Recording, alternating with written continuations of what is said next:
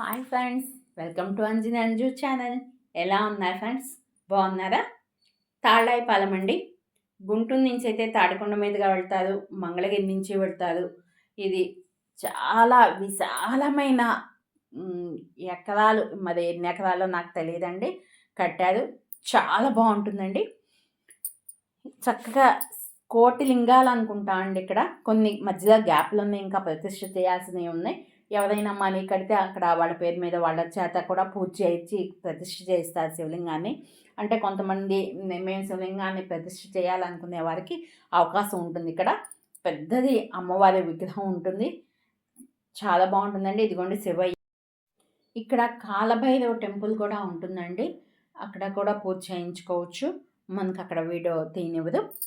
ఇది మెయిన్ గుళ్ళో కూడా మనం చక్కగా అభిషేకాలు చేయించుకోవచ్చు అండి. నాలుగు వైపులా కూడా ఇదిగోండి, నాలుగు వైపులా నందీశ్వరులు ఉంటారు, నాలుగు ముఖాలు ఉంటారు స్వామి శివయ్య.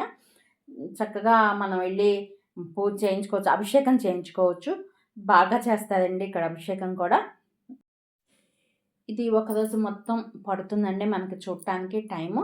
ఉదయం వెళ్తే సాయంత్రం దాకా ప్రశాంతంగా అన్ని గుళ్ళు చూసుకోవచ్చు. మధ్యాహ్నం కొన్ని కొన్ని కట్టేస్తారు, కానీ అక్కడ భోజనశాల కూడా ఉందండి, భోజనం పెడతారు. మధ్యాహ్నం అన్నదానం ఉంటుంది. ఇక్కడ పుట్టు ఉంటుంది, చుట్టూతా జంట నాగుల మధ్యలో శివకుటుంబం ఉంటుంది. ఇది ఒక శివక్షేత్రం అండి. చాలా బాగుంటుంది. ఇక్కడ ఓన్లీ శివక్షేత్రం అంటే శివుడు మాత్రమే ఉంటాడా అని అనుకోవద్దు, వెంకటేశ్వర స్వామి కూడా ఉన్నారండి ఇక్కడ.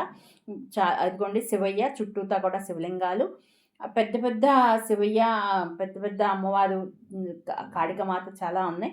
ఇక్కడ అన్నీ కూడా చిన్న చిన్న గుళ్ళు చాలా ఉన్నాయండి. అవి ఇంద్రాది దేవతలు అంటారు, నవగ్రహాలు, అట్లా అందరివి కూడా గుళ్ళు ఉన్నాయి. అవన్నీ తీసి పెట్టడానికి మనకు ఒక వీడియోతో అవ్వదు. ఒకసారి వెళ్ళి విజిట్ చేసి చూస్తేనే మనకి అది తెలుస్తుంది. అందరు కూడా ఒకసారి వెళ్ళి చూడండి. మీకు కనుక ఈ వీడియో నచ్చినట్లయితే లైక్ చేయండి, షేర్ చేయండి, సబ్స్క్రైబ్ చేయడం మర్చిపోమాకండి. ఇక్కడ ఇంకో విశేషం ఉందండి. ప్రతి ఒక నక్షత్రానికి ఒక చెట్టు ఉంటుంది.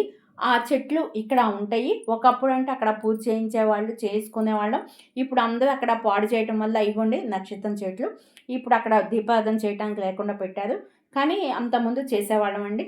చాలా బాగుంటుంది, ఒక్కసారి చూడండి, మీకే తెలుస్తుంది. బాయ్ అండి.